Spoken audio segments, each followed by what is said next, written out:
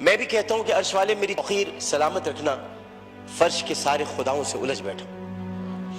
میں صرف اتنا بتانا چاہتا ہوں کہ بہت پہلے کی بات ہے، اب وہاں پر جبل عمر ہے، اور جبل عمر پر وہاں اب ایک ہوٹل تعمیر ہو رہا ہے، سعودی عرب کا وہ علاقہ ہے۔ ایک آدمی رسول کریم صلی اللہ علیہ وآلہ وسلم کے پاس آیا، اس نے آ کر کہا کہ یا رسول اللہ مجھ سے بہت بڑا گناہ ہو گیا۔ تو آپ نے فرمایا کب ہوا؟ نے کہا اسلام لانے سے قبل ہوا۔ آپ نے فرمایا کہ ٹھیک ہے، اب تم اسلام لے آئے ہو، تمہارے سارے گناہ اللہ نے معاف کر دیے۔ اس نے کہا آپ میری بات سن لیجئے رسول اللہ، میں آپ سے بات کرنا چاہتا ہوں، اپنے دل کا بوجھ ہلکا کرنا چاہتا ہوں۔ آپ نے کہا کہو تم کیا کہنا چاہتے ہو؟ اس نے کہا یا رسول اللہ میری ایک بچی تھی، اور میں اس بچی کو جب وہ 5 سال کی ہوئی تو میں اس بچی کو کہا میں چلو تمہیں جنگل لے کے چلتا ہوں، اور میں اس کو لے کر چلا۔ جناب اسپیکر توجہ چاہوں گا، میں اس کو جنگل لے کر چلا۔ اب میں اس لیے لے کر چلا کیونکہ میری عزت پر حرف آ رہا تھا کہ میرے گھر بچی کیوں پیدا ہوئی۔ نبی کریم بہت غور سے سن رہے تھے، صحیح بخاری اور صحیح مسلم میں اس حدیث کو بیان کیا، ترمذی شریف میں بہت تفصیل کے ساتھ۔ تو انہوں نے بہت توجہ سے سنا، اور آپ کہنے لگا میں جنگل میں لے کے گیا، پھر میں نے ایک گڑھا کھودا۔ گڑھا کھودنے کے بعد میں نے بچی سے کہا اس میں لیٹ جاؤ۔ اچھا جب میں گڑھا کھود رہا تھا تو یا رسول اللہ مجھے ایک بات یاد آئی کہ وہ کھودتے کھودتے مجھے پسینہ آنے لگا، تو اس نے اپنے چھوٹی سی چادر سے میرا پسینہ بھی صاف کیا، اور اس کے بعد میں نے اس بچی کو گڑھے میں ڈال دیا، اور پھر میں نے مٹی ڈالی تو عربی میں اسے مجھ سے کہا، ترجمہ آپ کے سامنے پیش کر رہا ہوں، بابا بابا میں مر جاؤں گی بابا، اور میں نے اس کو مار دیا۔ بہت دیر تک خاموشی حجر رسول میں رہی۔ اس نے دیکھا تو رسول کریم صلی اللہ علیہ وسلم رو رہے تھے۔ خاتم النبیین، سید المرسلین، شفیع المذنبین، انیس الغریبین، رحمت للعالمین، راحت العاشقین، مراد المشتاقین، شمس العارفین، سراج السالکین، مصباح المقربین، محب الفقراء والغرباء والیتام والمساکین، ہمیں سکھاتے ہو، ہم تو ختم نبوت کے محافظ، ہمیں سکھاتے ہو۔ سید الثقلین، نبی الحرمین، امام القبلتین، وسیلتنا فی الدارین، صاحب قاب قوسین، محبوب رب المشرقین ورب المغربین، جد الحسن والحسین، مولانا مولا الثقلین، ابی القاسم محمد بن عبداللہ۔ پر درمیان میں نہ بولو، حدیث کے درمیان نہیں بولو۔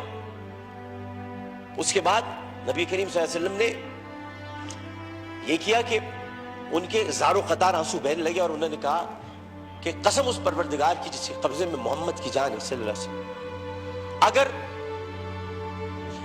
تو اسلام نہ لاتا تو میں تجھے سر عام سب کے سامنے تیری گردن اڑاتا۔ یعنی مطلب یہ ہوا کہ نبی کریم نے بہت پہلے بتا دیا تھا کہ بچیوں کے ساتھ ظلم کرنے والوں کو سر عام ان کی گردن کاٹی جائے گی۔ یہ اصول متعین کر دیا تھا محمد مصطفیٰ، یہ سزا متعین کر دی۔ ظلم کرنے والا جناب اسپیکر کوئی صنف نہیں رکھتا، خدا کے لیے اسے مرد نہ کہے، خدا کے لیے اسے عورت نہ کہے۔ ظالم کی صنف نہیں ہوتی، ظالم کی صنف نہیں ہوتی، ظالم نہ مرد ہوتا ہے، ظالم کو مرد نہیں کہتے۔ میرے بھائی نے کہا ہے فیصل بانڈے نے میں نامرد بنا دوں گا، ارے وہ تو ہے ہی نامرد، جو عورتوں کی عزت لوٹتے انہیں کیا نامرد بناؤ، وہ تو ہے ہی نامرد۔ ہم ظالم کی صنف مقرر کر کے معاشرے کو پھر تقسیم کرتے ہیں۔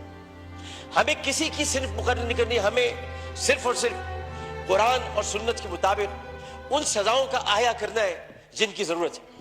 بحث ہمیں یہ کرنی ہے کہ انسانیت کی تزلیل ہوئی، بحث ہمیں یہ کرنی ہے کہ ہم کیا کر رہے ہیں، بحث ہمیں یہ کرنی ہے کہ اگر ہم ریاست مدینہ کے دعوے دار ہیں تو ریاست مدینہ میں اگر ایسا واقعہ ہوتا تو ہم کیا کرتے۔ ہمیں یہ کرنا ہے، ہمیں قانون سازی کرنی ہے، ہمیں اسمبلی میں بیٹھ کر اس معاملے کو مل جل کر حل کرنا ہے۔ جبکہ قرآن کہتا ہے ان الصفا والمروہ من شعائر اللہ، جب اللہ نے 2 پہاڑوں کو مروہ اور صفا کو عزت دے دی تو پھر ان کی عزت کیوں نہ اتاری جائے، جنہوں نے پہاڑوں کے نام پر عزت دینے والے پروردگار کی پیدا کی ہوئی مروہ کو بے عزتی کے ساتھ اس کی عصمت دری کی، ان کی عزت کیوں نہ اچھالی جائے، ان کی گردن کیوں نہ کاٹی جائے، ان کو سر عام پھانسی کیوں نہ دی جائے۔ جناب اسپیکر، میں آپ سے صرف یہ بات کہنا چاہتا ہوں، میں شکریہ ادا کرتا ہوں اپوزیشن بینچز کا بھی، میں شکریہ ادا کرتا ہوں اپنی پارٹی کا بھی، میں سب کا شکریہ ادا کرتا ہوں کہ جو اس وقت اس درد کو سمجھ رہے ہیں, جو درد کو سمجھ کر بات کر رہے ہیں, اور جو نہیں چاہتے کہ اس وقت سیاست ہو. ہم میں سے کوئی نہیں چاہتا, اور جو ان باتوں پر سیاست کرے گا معذرت کے ساتھ, پھر وہ سیاست کر رہا ہے, عبادت نہیں کر رہا. وہ عبادت نہیں کر رہا. یہ اس وقت عبادت کا مرحلہ ہے, اور عبادت صرف 5 وقت پروردگار کے سامنے سر جھکانے کا نام نہیں ہے. عبادت ظالم و جابر حاکم کے سامنے کلمہ حق کہنا بھی ہے, اور عبادت اپنی جگہ پر رہتے ہوئے جب اللہ تعالیٰ نے قوت گویائی عطا کی ہے, اور 5 سوالات جب حشر میں کیے جائیں گے, کہاں سے کمایا تھا, کیسے کمایا تھا, جوانی کہاں گزاری, بولنے کا علم دیا تو بولے کہ نہیں بولے, ما کنت تقول فی ھذا الرجل, اس رسول کے بارے میں تمہارا کیا خیال ہے, کیا جانتے ہو, اس وقت ہماری زبانیں گم ہو کر نہ رہ جائے. اس لیے ہمیں اپنی اپنی جگہ پر رہتے ہوئے اس کو عبادت سمجھ کر اپنا حق ادا کرنا ہے. میں اتنا کہنا چاہوں گا آخر میں, جناب اسپیکر, میں اس ایوان سے ہاتھ جوڑ کر مطالبہ کرتا ہوں, بحیثیت ان کا ساتھی, بحیثیت رکن قومی اسمبلی, انہی کا ساتھی, انہی کا بھائی ہوں, اپنی بہنوں کا بھائی ہوں, اپنے جو ہمارے اپوزیشن والے ان کی بہنوں کا بھائی ہوں, صرف اتنا کہنا چاہتا ہوں کہ اس اسمبلی میں ہم پتہ نہیں کب رہے, کب تک رہے, کیا رہے, ہمیں نہیں پتا, لیکن ہم جتنے دن بھی رہے, یہ اسمبلی ایک تاریخ بن جائے کہ ہم نے, یہ اسمبلی نے قرارداد منظور کی تھی اور بل بنایا تھا کہ بچیوں کو میں ہر قتل کی بات ہے, بچیوں کی عصمت دری کرنے والوں کو سزائے موت دی جائے. شکریہ جناب.